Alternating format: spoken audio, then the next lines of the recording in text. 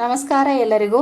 ನಾವಿವತ್ತು ಉತ್ತರ ಕರ್ನಾಟಕದ ಸ್ಪೆಷಲ್ ಸೈಡ್ ಡಿಶ್ ಆಗಿರುವಂಥ ಹಸಿಮೆಣಸಿಕಾಯಿ ಫ್ರೈ ಮತ್ತು ಬೆಂಡೆಕಾಯಿ ಫ್ರೈ ಹೇಗೆ ಮಾಡೋದಂತ ನೋಡೋಣ ಬನ್ನಿ.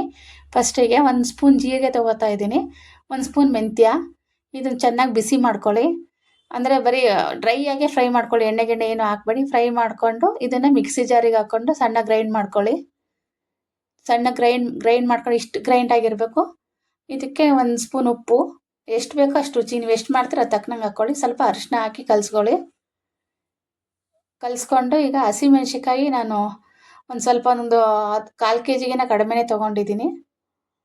ಈ ಥರ ಇರಬೇಕು ಮೆಣಸಿನ್ಕಾಯಿ. ಇವಾದರೆ ಖಾರ ಇರೋದಿಲ್ಲ, ಅದಕ್ಕೆ ಸ್ವಲ್ಪ ಆದಷ್ಟು ಇಂಥವೇ ತೊಗೊಳ್ಳಿ. ಚಿಕ್ಕ ಮೆಣಸಿನ್ಕಾಯಿ ತೊಗೋಬೇಡಿ, ತುಂಬ ಖಾರ ಮತ್ತು ಗ್ಯಾಸ್ಟ್ರಿಕ್ ಅದು. ನೋಡಿ ಈ ಥರ ಹಿಂಗೆ ಸೀಳಬೇಕು ಉದ್ದಕ್ಕೆ. ಅದು ಆಚೆ ಕಡೆ ಹೋಗ್ಬಾರ್ದು, ಬರೀ ಒಳಗಡೆ ಮಾತ್ರ ಸೀಳ್ಕೋಬೇಕು. ಹಿಂಗೆ ಸೀಳ್ಕೊಂಡಾದ್ಮೇಲೆ ಆ ಪುಡಿ ಏನು ಮಾಡ್ಕೊಂಡಿರ್ತೀವೋ ಆ ಪುಡಿನ ಒಳಗಡೆ ನೀಟಾಗಿ ನೋಡಿ ಈ ಥರ ಹಚ್ಬೇಕು ಚೆನ್ನಾಗಿ ಉದ್ದಕ್ಕೆ. ಹಂಗೆ ಇಟ್ಕೊಳ್ಳುತ್ತೆ ಅದು. ಇವಷ್ಟಕ್ಕೆ ಹಿಂಗೆ ತುಂಬ್ಕೊಂಡಾದ್ಮೇಲೆ ಬೀಜ ನಿಮಗೆ ಖಾರ ಅನಿಸಿದ್ರೆ ತೆಗೀರಿ, ಖಾರ ಇರೋದಿಲ್ಲ ಹಂಗೆ ತುಂಬೋದು. ಈ ಥರ ಹಿಂಗೆ ಉದ್ದಕ್ಕೆ ತುಂಬಿ ಚೆನ್ನಾಗೇ ಇರುತ್ತೆ ಇದು. ಅನ್ನಕ್ಕೆ, ಚಪಾತಿಗೆ, ಆಮೇಲೆ ರೊಟ್ಟಿಗೆ ಎಲ್ಲದಕ್ಕೂ ಸೈಡ್ ಡಿಶ್ಶಾಗಿ ತುಂಬ ಚೆನ್ನಾಗಿರುತ್ತೆ. ಒಂದು ಸಲ ಟ್ರೈ ಮಾಡಿ ನೀವು. ಇದು ನಮ್ಮ ಕಡೆ ತುಂಬ ಫೇಮಸ್ ಇದು. ನೋಡಿ ಇದಕ್ಕೆಲ್ಲ ಈಗ ಈ ಥರ ತುಂಬಿಕೊಂಡಿದ್ದೀನಿ. ತುಂಬಿದ ಮೇಲೆ 1 ಸ್ಪೂನ್ ಎಣ್ಣೆ, 1 ಸ್ಪೂನ್ ಎಣ್ಣೆ ಹಾಕಬೇಕು. ಎಣ್ಣೆ ಹಾಕಿದ ಘಾಟು ಅಂತ ಹಾಕಿಲ್ಲ. ಒಂದು ಕಾಲು ಭಾಗದಷ್ಟು ಫ್ರೈ ಆಗಲಿ. ಅದು ಫ್ರೈ ಆದಮೇಲೆ ಸ್ವಲ್ಪ ಎಣ್ಣೆ ಹಾಕ್ಕೊಳ್ಳಿ. ಹಂಗೆ ಮತ್ತೆ ಫ್ರೈ ಮಾಡೋಕ್ಕೋದ್ರೆ ತುಂಬ ಘಾಟು ಅನಿಸುತ್ತೆ. ಸ್ವಲ್ಪ ಎಣ್ಣೆ ಹಾಕೊಂಬಿಡಿ. ಚೆನ್ನಾಗಿ ಒತ್ತಿ ಫ್ರೈ ಮಾಡಿದ್ರೆ ಅದು ಖಾರ ಎಲ್ಲ ಹೋಗುತ್ತೆ, ಖಾರ ಇದ್ರೂ ಕೂಡ. 5 ನಿಮಿಷದಲ್ಲಿ ಆಗುತ್ತೆ ಇದು ಫ್ರೈ, ಚೆನ್ನಾಗಿರುತ್ತೆ. ಲಾಸ್ಟಲ್ಲಿ ನಿಂಬೆ ಹುಳಿ ಹಿಂಡಿ. ನೋಡಿ ಇದು ಹಸಿಮೆಣ್ಸಿಕಾಯಿ ಫ್ರೈ ಆಗೇ ಹೋಯಿತು. ಒಂದು ಅರ್ಧ ನಿಂಬೆ ಹಣ್ಣು ಹಿಂಡಿ, ಜಾಸ್ತಿ ಬೇಡ, ಮತ್ತು ಜಾಸ್ತಿ ಹಾಕಿದ್ರೆ ಹುಳಿ ಅನಿಸುತ್ತೆ. ಅರ್ಧ ಸಾಕು. ಹಿಂಡಾದ್ಮೇಲೆ ಸ್ವಲ್ಪ ಎಲ್ಲದಕ್ಕೂ ಫ್ರೈ ಆಗಂಗೆ ಸ್ವಲ್ಪ ತಿರುಗಿಸಾಕೋಣ ಮೆಣಸಿಕಾಯಿನ. ಈ ಥರ ತಿರುಗಿಸಾಕಿ ಆಫ್ ಮಾಡಿ. ನೋಡಿ ರೆಡಿಯಾಗಿದೆ ಹಸಿಮೆಣ್ಸಿಕಾಯಿ ಫ್ರೈ. ಈಗ ಬೆಂಡೆಕಾಯಿ ಫ್ರೈನೂ ಅಷ್ಟೇ, ನೀಟಾಗಿ ಎಳೆದಿರಬೇಕು ಬೆಂಡೆಕಾಯಿ ಮಾತ್ರ.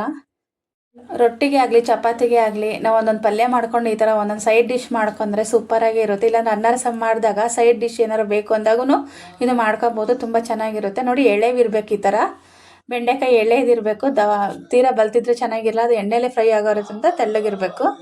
ನೋಡಿ ಅದನ್ನು ಅಷ್ಟೇ ಈ ಥರ ಮಧ್ಯೆ ಸೀಳಿ, ಜಾಸ್ತಿ ಬೀಜ ಇರಬಾರ್ದು ಅಂಥವನ್ನ ಎಳೆದಕ್ಕೆ ತೊಗೊಳ್ಳಿ ಅಂತ ಹೇಳ್ತಾರೆ. ಅದಕ್ಕೇನೆ ನೋಡಿ ಇದು ಅದೇ ನಾನು ಮೆಂತ್ಯ ಜೀರಿಗೆ ಪುಡಿ ಮಾಡಿದ್ನಲ್ಲ ಅದು. ಇದು ಖಾರ ಇಲ್ಲದೆ ಕಾರಣ ನಾನು ಚಿಲ್ಲಿ ಫ್ಲೇಕ್ಸ್ ಹಾಕೊತಾ ಇದ್ದೀನಿ. ಒಂದು ಸ್ವಲ್ಪ ಉಪ್ಪು, ರುಚಿ ತಕ್ಕಷ್ಟು, ಸ್ವಲ್ಪ ಅರಿಶಿನ, ಇದನ್ನು ಅಷ್ಟೇ ಚೆನ್ನಾಗಿ ಮಿಕ್ಸ್ ಮಾಡಿ ಹಾಕಿ. ಸೇಮ್ ಅದೇ ಹಸಿಮೆಣ್ಸಿಕಾಯಿ ಫ್ರೈ ಹೇಗೆ ಮಾಡಿದ್ವೋ ಅದೇ ಮಸಾಲೆನೇ, ಆದರೆ ಇದಕ್ಕೆ ಚಿಲ್ಲಿ ಫ್ಲೇಕ್ಸ್ ಹಾಕೋಬೇಕು. ಯಾಕಂದರೆ ಖಾರ ಇರೋದಿಲ್ಲಲ್ಲ, ಅದಕ್ಕೆ ಇದನ್ನ ಆ್ಯಡ್ ಮಾಡ್ಕೋಬೋದು. ಇದಿಲ್ಲ ಅಂದರೆ ಬೇಕಾದ್ರೆ ಕರಿಮೆಣಸಿನ ಪುಡಿನೂ ಹಾಕೋಬೋದು. ಯಾವುದಿದ್ರೂ ನೀವು ಆ್ಯಡ್ ಮಾಡ್ಕೊಂಡು ತುಂಬೋದು. ನೋಡಿ ಈ ಥರ ಒಳಗಡೆ ತುಂಬಿ ಸೇಮ್ ಅದಕ್ಕೆ ಹೆಂಗೆ ತುಂಬಿದ್ರು ಇದನ್ನು ಅದೇ ಥರನೇ ತುಂಬ ಚೆನ್ನಾಗಿರುತ್ತೆ. ನೋಡಿ ಈ ಥರ ಫುಲ್ಲು ಫ್ರೈ ಒಳಗಡೆ ಎಲ್ಲ ಹಿಡಿಯೋಂಗೆ ನಾವು ಅದನ್ನ ತುಂಬಬೇಕು. ಎಣ್ಣೆ ಹಾಕ್ಕೊಂಡು ಈಗ ಫ್ರೈ ಮಾಡ್ಕೊಳ್ಳೋಣ. ಇಂಥ ಉತ್ತರ ಕರ್ನಾಟಕದ ಸ್ಪೆಷಲ್ ಅಡುಗೆಗಳಿಗಾಗಿ ದಯವಿಟ್ಟು ನಮ್ಮ ಚಾನಲ್ನ ಸಬ್ಸ್ಕ್ರೈಬ್ ಮಾಡ್ಕೊಳ್ಳಿ. ನಿಮ್ಮ ಸ್ನೇಹಿತರೊಂದಿಗೆ ಶೇರ್ ಮಾಡಿ, ಲೈಕ್ ಮಾಡಿ, ಮತ್ತು ಕಮೆಂಟ್ ಮಾಡೋದನ್ನು ದಯವಿಟ್ಟು ಮರಿಬೇಡಿ ಪ್ಲೀಸ್. ನೋಡಿ ಈ ಥರ ಎಲ್ಲ ಜೋಡಿಸ್ಕೊಂಡು ತಿರುಗಿಸಾಕ್ಬೇಕು. ಹಂಚು ಎಷ್ಟು ಹಿಡಿಯುತ್ತೋ ಅಷ್ಟು ಹಾಕ್ಕೊಳ್ಳಿ. ನಾನು ಇಷ್ಟು ಹಾಕ್ಕೊಂಡಿದ್ದೀನಿ. ಇದನ್ನು ಅಷ್ಟೇ ಚೆನ್ನಾಗಿ ಫ್ರೈ, ಏನೋ ಒಂದು 5-10 ನಿಮಿಷದೊಳಗಡೆ ಆಗ್ಬಿಡುತ್ತೆ.